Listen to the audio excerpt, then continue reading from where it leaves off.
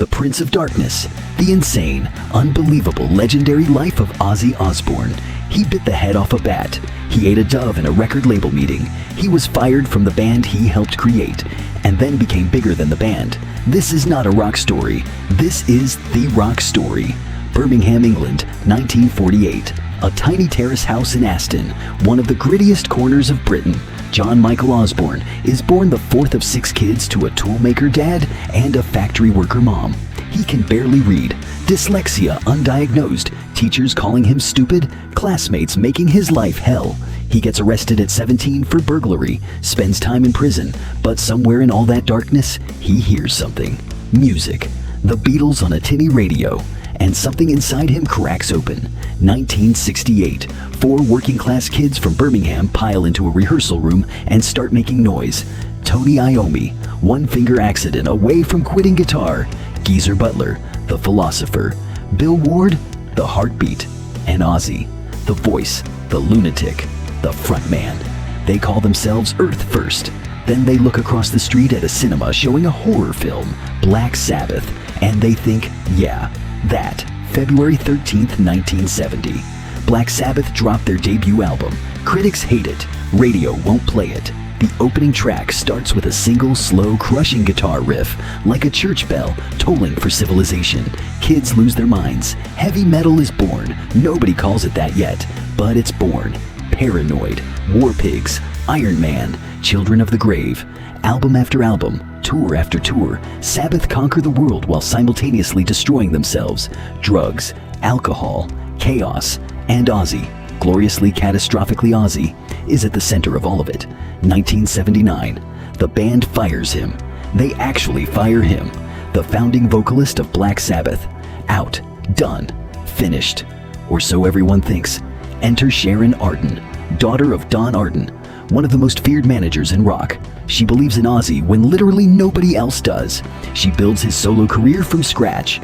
She finds him a 22-year-old guitar prodigy named Randy Rhoads from California, a classically trained shredder who sounds like he's playing music from another dimension. 1980, Blizzard of Oz. Crazy Train hits the airwaves. The world stops. The riff is so good, it sounds like it was carved into reality. Like it always existed, and Randy just found it. Ozzy is back, bigger than ever. January 20th, 1982, San Antonio, Texas. A concert. A fan throws a bat onto the stage. Ozzy, half blind without his glasses and completely deranged on substances, thinks it's a rubber toy. He bites its head off. It is not a rubber toy. It is a real bat. He gets rabies shots. The headlines go global. Ozzy becomes a legend in a way no PR campaign could ever manufacture. But 3 weeks later, March 19th, 1982, Randy Rhoads is dead. A plane crash. He was 25 years old. Ozzy never fully got over it. In every interview decades later, his voice still breaks when he says Randy's name. The 80s roar on. Mr. Crowley, bark at the moon. He marries Sharon in 1982, the woman who will spend the next 40 years saving his life over and over again. 3 kids, Amy, Kelly, Jack. A real family inside the madness. But the addiction is winning. By 1989, Ozzy is so blacked out on alcohol, he attacks Sharon during an argument. He has no memory of it. She presses charges, then drops them. Rehab, relapse, rehab, relapse. The cycle that would define years of his life. No More Tears, 1991. The title track is about death, about facing the end, but also about refusing to stop. It becomes one of the greatest heavy metal songs ever recorded. Ozzy is supposed to retire after this album. He doesn't. 1997. Black Sabbath reunites. Ozzy, Iommi, Butler, Ward walk on stage together for the first time in nearly 2 decades. 80,000 people in a field in Phoenix scream so loud the sound engineers thought the monitors were broken. It isn't the monitors, it's history. 2002. The Osbournes premieres on MTV. Ozzy stumbling around his Beverly Hills mansion, talking to his dogs, yelling at the TV, saying Sharon in that absolutely broken voice. And suddenly the whole world loves him in a completely different way. The show, pulls 7 million viewers per episode at its peak. He's not just a rock star anymore, he's everybody's dad.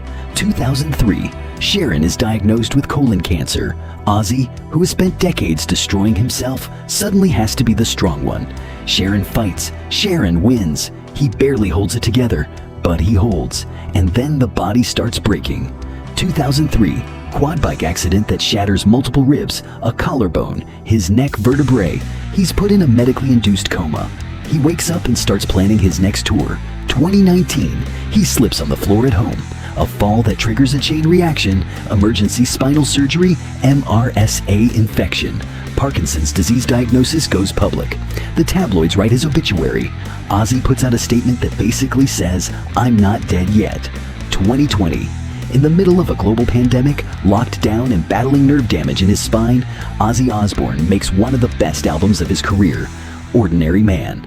Elton John plays piano on the title track. Post Malone raps. Ozzy sings about death, time, loneliness, and the song hits in a way only music from someone who has genuinely stared into the abyss can hit.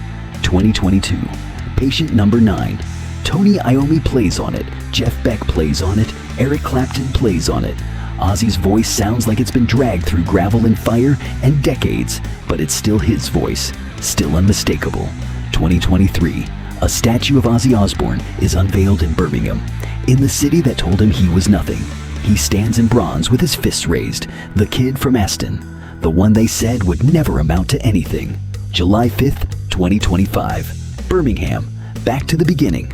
One final show, one final goodbye. Too weak to stand, Ozzy performs seated on a black throne before tens of thousands of fans. Tony Iommi, Geezer Butler, Bill Ward. Black Sabbath together one last time, in the city where it all began. Every song feels less like a concert and more like a farewell. Nobody in that crowd knows they're witnessing the final performance of the Prince of Darkness. Just 17 days later, July 22nd, 2025, the Prince of Darkness takes his final bow. After years of surgeries, relentless pain, Parkinson's disease, and battles that would have broken almost anyone else, Ozzy Osbourne dies at the age of 76. The news doesn't just shake rock fans, it echoes across the entire music world. Millions press play on Crazy Train, Iron Man, Mama, I'm Coming Home, and No More Tears. One more time, the man who cheated death for decades finally meets it. But legends were never meant to disappear. What does Ozzy Osbourne leave behind? He leaves behind heavy metal itself. No Black Sabbath, no Metallica. No Metallica, no Pantera. No Pantera, no Slipknot. The whole genre tree has Sabbath roots. But beyond that, beyond the music, Ozzy leaves behind proof. Proof that you can be broken, addicted, fired, laughed at, hospitalized, and written off 100 times. And you can still come back. You can still make something that matters. He is not the Prince of Darkness. He is the Prince of getting back up. If this video hit different, smash that like button right now, share it with someone who needs to hear this story, and drop a comment below. What's your favorite Ozzy track? We'll see you in the next one.